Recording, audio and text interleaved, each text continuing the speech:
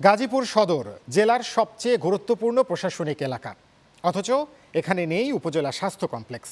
ফলে স্থানীয় বাসিন্দাদের পাশাপাশি শিল্প কলকারখানার কর্মরত লাখো শ্রমিক এবং অন্যান্য স্থানীয়রা সরকারি চিকিৎসা সেবা থেকে বঞ্চিত হচ্ছেন।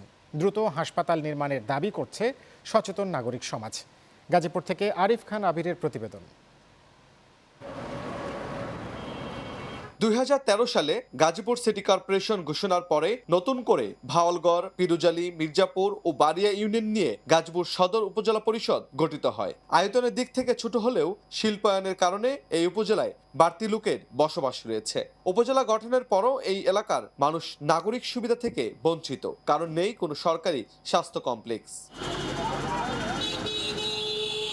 ফলে সামান্য চিকিৎসার প্রয়োজনেও স্থানীয় বাসিন্দা ও শ্রমিকদের যেতে হচ্ছে জেলা সদর হাসপাতাল বা অন্য উপজেলার স্বাস্থ্য কেন্দ্রে। এদিকে দ্রুত উপজেলা স্বাস্থ্য কমপ্লেক্স নির্মাণের দাবিতে মানববন্ধন করেছে গাজীপুর সদর উপজেলা সচেতন নাগরিক সমাজ।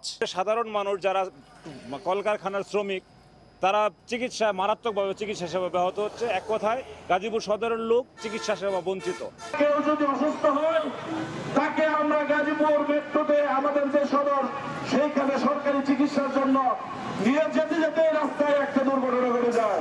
উপজেলায় স্বাস্থ্য কর্মকর্তা থাকলেও হাসপাতাল না থাকায় নেই নিজস্ব কার্যালয়। ভাড়া বাসা থেকেই পরিচালিত হচ্ছে দাপ্তরিক কার্যক্রম, যা স্বাস্থ্যসেবা ব্যবস্থাকে ব্যাহত করছে। সদর উপজেলায় স্বাস্থ্য এবং চিকিৎসার জন্য আমাদের এখানে একটা হাসপাতাল খুবই প্রয়োজন। জেলা প্রশাসক জানিয়েছেন, স্বাস্থ্য মন্ত্রণালয়ের সঙ্গে যোগাযোগ করে হাসপাতাল নির্মাণের উদ্যোগ নেওয়া হবে। সরকারের যথাযথ কর্তৃপক্ষ বরাবর আমি পত্র দেব এবং প্রয়োজনে আমি নিজে মাননীয় স্বাস্থ্যমন্ত্রী মহোদয় এবং সম্মানিত স্বাস্থ্য সচিব মহোদয় এই দুজনের সাথে আমি কথা বলবো এবং যাতে এখানে দ্রুতই এই সমস্যার সমাধান করা হয়।